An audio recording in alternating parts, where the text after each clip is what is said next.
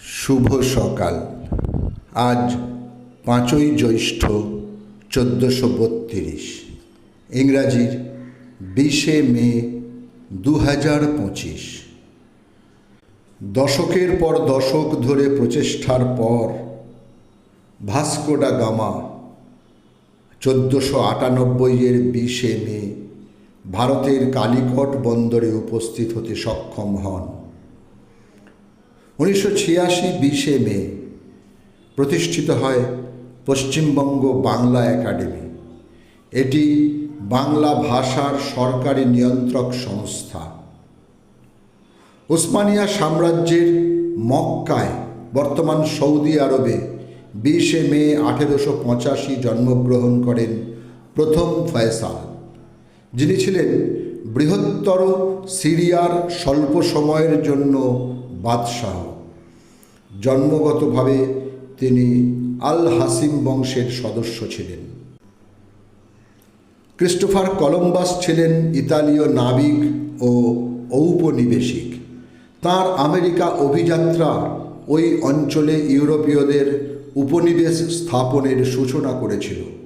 তবে জাহাজ থেকে নামার পর কলম্বাস ভেবেছিলেন তিনি ভারতে পৌঁছেছেন। আজ তাঁর মৃত্যুদিন। 20শে মে 1506 54 বছর বয়সে বর্তমান স্পেনে তিনি প্রয়াত হন। কলকাতার কলুটোলার বাসিন্দা বিখ্যাত ব্যবসায়ী, সমাজসেবী ও দানবীর মতিলাল শীল। আজ তাঁর মৃত্যুদিন। সময়টা 1854। বাংলায় হিন্দু সংস্কার আন্দোলনের নেতা প্রতাপচন্দ্র মজুমদার। তিনি হিন্দু ধর্ম এবং খ্রিস্ট ধর্মের দর্শন ও নীতিশাস্ত্রের মধ্যে যোগাযোগের এক আশ্চর্য প্রতিনিধি ছিলেন। আজ তাঁর মৃত্যুদিন। 20শে মে 1905 কলকাতায় তিনি শেষ নিঃশ্বাস ত্যাগ করেন। ব্রিটিশ সরকারের বিরুদ্ধে তিনি অনলবর্ষী বক্তৃতা দিতেন। তাঁর আহ্বানে হাজার হাজার যুবক স্বাধীনতা সংগ্রামে ঝাঁপিয়ে পড়েন। তিনি বিপিনচন্দ্র পাল। 1906 তিনি বন্দে মাতরম পত্রিকা প্রকাশ করেন।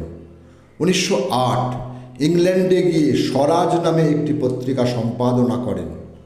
1921 অসহযোগ আন্দোলনের কর্মসূচিতে মহাত্মা গান্ধীর সাথে মতে মিল না হওয়ায় রাজনীতি থেকে তিনি সরে দাঁড়ান।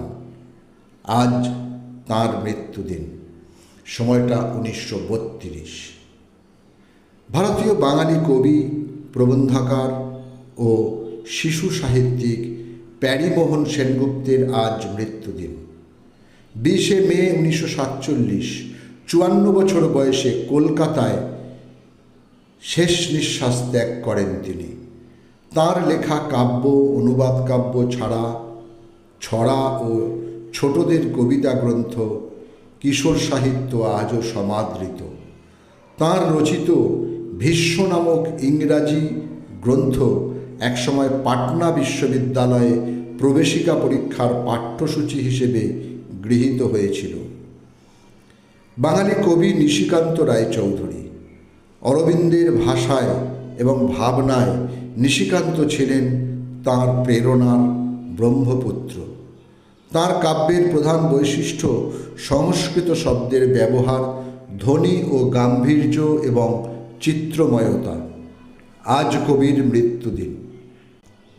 1973 20শে মে পণ্ডিচেরিতে তিনি প্রয়াত হন। সকলকেই আমার আনত প্রণাম।